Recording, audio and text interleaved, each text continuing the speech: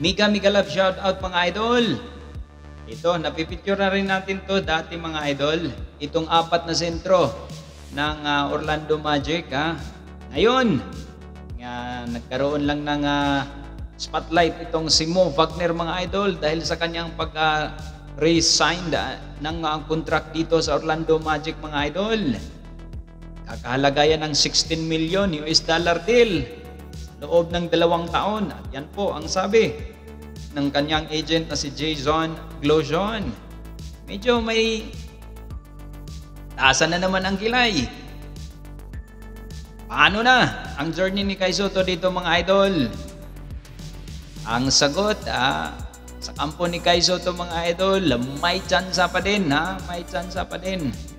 Makapasok si Kai Sotto dito at makuha dito sa Orlando Magic mga idol dahil nag-i-stick pa rin ang kampo Kai Sotto, particular na ang kanyang agent na si Tony Ronzoni mga idol sa sinabi dito sa kupunan o sa organisasyon ng Orlando Magic mga idol. Gustong-gusto pa rin nilang kumuha ng isang legit na sentro kaya ni Kai Sotto at di hamak naman mga idol ay talagang maganda ang kanyang record. Pinakita dyan sa bilig mga idol, mataas ang kanyang stats dyan at ang pahayag nitong si Tony Ronzoni, kung ating babalikan mga idol, gawa na nila lahat.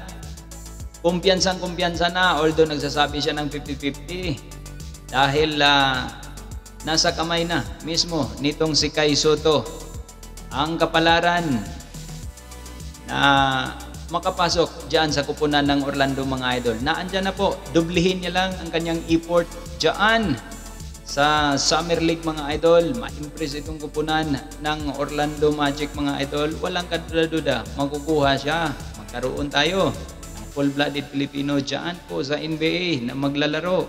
Sa katauhan naman ng ating kababayang si Kai Sakari Sotto mga idol. Soon, walang duda kung gagawin niya. Doble ang kanyang effort dyan mga idol sa NBA. Side ng Wazerman, ginawa nila lahat. Ayun, mga idol, puntahan natin dito, FIBA World Cup. Gilas Pilipinas sa wakas. Nasungkit natin ang pangatlong mga idol. Ang kauna-unahang panalo ng ating kupunan, Gilas Pilipinas mga idol. Pangatlong laro po yan. Una, talo tayo sa Estonia. Pangalawa, Finland. At dito,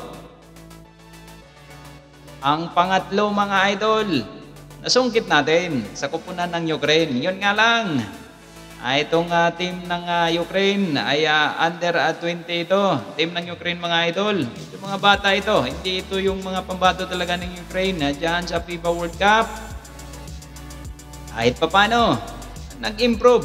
Impressive na ang ginawa ng ating Gilas Pilipinas mga idol. Isa naman matalo pa tayo dito mas lalo ng desperado lalo ang ating mga kababayan. Nagtapos ang laban na yan 70-60 in favor of Gilas Pilipinas. Lamang tayo ng siyam. May rematch yan mga idol. So 10 days tayo mananatili dyan. 4 na laban ng ating kakaharapin dyan mga idol. Dyan lang po. Mabuhay ang Gilas Pilipinas. Mabuhay ang mga Pilipino, mabuhay ang ating OFWs around the globe.